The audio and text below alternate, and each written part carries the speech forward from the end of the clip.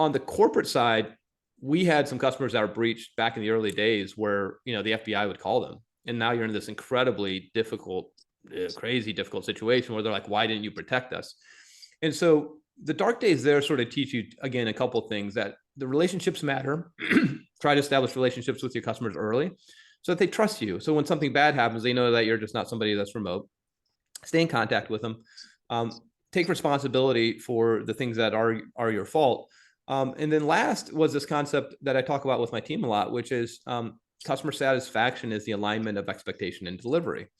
And again, that was sort of a hard lesson to learn. I was like, man, if you just go above and beyond all the time, customers are going to be happy. And it's just not true. So you really, when you're setting up companies and you're running companies, and if you have any entrepreneurs out there, you really have to think about this concept of what is it that the customer is paying for? Like, what are they willing to actually not just say they like your service, but they're willing to spend money on? And if they're willing to do that, what's the expectation that they're getting from that product or service? Because if you're wildly missing in what you think is going above and beyond, but their expectation is here, you're going to have a bunch of unhappy customers.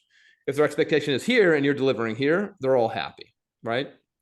So the customer satisfaction is actually not necessarily your delivery capabilities. It's what they think you should be doing relative to what you're doing. And that lesson learned over time has been very helpful later in life.